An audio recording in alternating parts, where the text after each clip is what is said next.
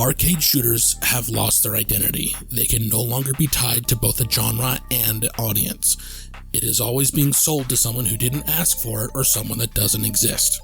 This is because there are way too many cooks in the kitchen. Shady shareholders, jaded journalists, dysgenic developers, pedo publishers, weirdo writers, and retired rock stars. None of them know what we want, and one good single-player indie game every other year isn't gonna cut it. It's time this is addressed before we have another 5 years of this nonsense in the gaming industry. Call of Duty fulfilled the schizofiction of special operatives saving the world. This was reflected in game design by having both fast movement speed and fast time to kill. Realism was only accounted for in the art style. Gameplay never took a backseat. Battlefield had instead fulfilled the fantasy of fighting in a full-size army. Regardless, realism was sacrificed when necessary for fun. You couldn't do everything all at once, but whatever class you had, you were the best at it. Subclasses were available based on what gadgets you picked, and it had slower movement than other games, but faster than most games today, because you were expected to traverse large maps big enough to accommodate vehicles. There was a moderate time to kill, and this had created fewer instances of lone men becoming bulldozers, enough to keep you humble without ruining your confidence. Vehicles could be maintained or destroyed by a single squad, but everyone would have to do their part. They became popular by striking a middle ground between arena and autism, featuring grounded but speedy movement that was, again, not hung up on realism, usually beginning with small, passionate, but not independent teams, with publishers only footing the bill and creating ad campaigns. Despite that, they have fallen from grace the hardest. Nobody knows how to make these games anymore. Nobody knows how to play these games anymore. They have lost their vision. Without it, there is no balance, no art direction or soul. Neither of these can reach 100,000 concurrent players, even though before they could hold on to millions of players years after release. Why? Because they've lost their identity. Instead of one studio, they are stapled together with multiple teams that aren't allowed to coordinate nor think for themselves if they ever could to begin with. There's no old guard left. If there is, no one there would listen to them over the shareholders and publishers that hire them primarily off of identity politics. The devs just hate gamers just as much as the company does, if not more so, for different reasons, but they hate you regardless. They make the games for themselves, and then they don't play them. For anyone who isn't part of the choir I'm currently preaching to, I'll establish what these games are supposed to be and who they used to be made for. Call of Duty was never a thinking man shooter. 6 people on a map with 3 lanes, burst movement with sliding, jumping, or dolphin diving, where you trade off a little bit of faster movement for the loss of almost all momentum if you tried it a second time in a quick succession. You weren't spamming it to go faster.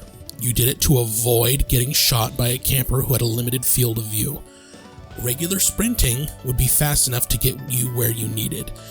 You didn't need to learn movement for a fucking rollout. Not to get to a capture point, or not to be faster than the other guy. Every gun would have a trade-off that fit a specific playstyle, and each equipment and perk were doing the same. Then, Battle Royale was added, and everything was released for free instead of at a premium, making everything shittier as a result. They assumed battle passes would work as a business model because several other games had made good money off of them, forgetting that all those games were already free. COD's core audience wasn't the kind to play free-to-play. They paid upfront for quality. In case you're not aware, free-to-play games monetize time played, not replayability. That's why you have a half an hour long slog instead of a 15-minute short fun loop. And they replace 3D spotting with tagging systems and vehicles that should have been kill streaks with a lurching stuck transmission. Everything was designed to extend playtime, not to have fun playing. Battlefield was a bit more complicated, but not much more so. Larger maps, more lanes, but still had fast movement. More focused on overall speed than burst movement, but it still had faster movement than Call of Duty because you needed to cross larger maps when there weren't any vehicles available. Guns weren't necessarily limited by damage, as a lot of them had the same damage, but they were limited by muzzle velocity, which you could actually see. You'd see the bullets drop, it was real. You'd have to set custom zeros, you'd get familiar at the ranges that you liked to play at. Classes felt designed for their intended purpose. You'd always see them in order the farther you went across the map. Assaults on the front lines, engineers in vehicles, or trailing behind assaults. supports providing cover fire nearby, and recons fucking off somewhere to who knows what, if they were good, setting up traps and equipment on previously captured points. Now, Battlefield is a live service with a battle royale, and all that went out the window. It seemed like 6 was a return to form during the beta, but now it's Season 3 and we don't have much to show for it. The movement is still slow, the maps are smaller, capture points are haphazardly placed, or there's just too damn many per map. Newer players won't be able to traverse them or capture them in any strategical order. They'll take a tank to a slightly closed off point, or walk headfirst into a kill zone. You can't blow up all the buildings, and there's always safe spaces for campers. Classes have equipment stolen or combined from other classes, so some feel useless and others feel divided in their purpose. Guns have way too much muzzle velocity, creating the illusion that they have a high time to kill, but it's compounded from the small map sizes. Once you get to a nice map with wide open spaces, you quickly realize how much extra spread they've added and how quickly the game devolves into nothing but shotguns and DMRs, with the exception of a few 3-shot kill weapons that really shouldn't be there. There's no side grades or freedom through attachments like there used to be. Now, this doesn't make sense for Call of Duty or Battlefield, but it does make sense for a battle royale. They don't care about how much damage guns do up close because they'll have the body armor. They don't care about how much damage or how accurate guns are at long range, or at medium range even, because they don't want a player to get shot out of nowhere and then feel like their time was wasted. They want long, drawn-out gunfights in close range. If you're making a movie, that's cool, but it's not very fun in a video game. But then again, who plays battle royales versus watching streamers do it? Nobody likes being sent back to the lobby, and nobody likes waiting for an entire 100-person queue to finish. Therefore, the games must be drawn out as long as possible. If you're playing a normal multiplayer game, if you die quickly, you just respawn. If you're playing Battlefield and you die because someone is accurate, then you get in a vehicle or you switch weapons to deal with the situation. Any normal organic game balance is going to strictly butt heads against Battle Royale, against the philosophy of live service, and they can't tolerate that. They're not charging for maps anymore, so why should they make maps? No, let's make skins.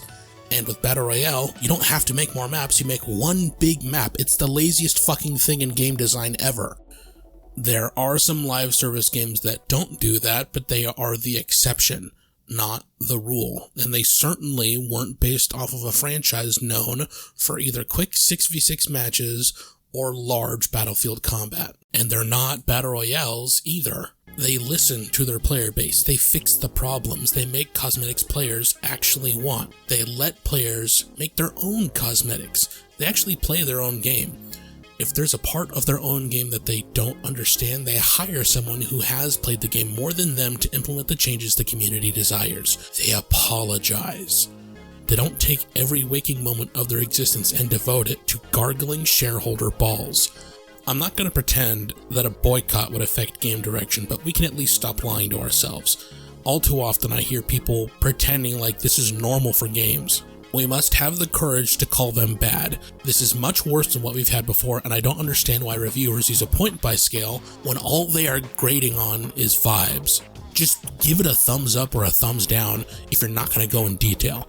Speaking of thumbs, give me some. Click the button, maybe the other button, and I'll try to do this more regularly. Who knows?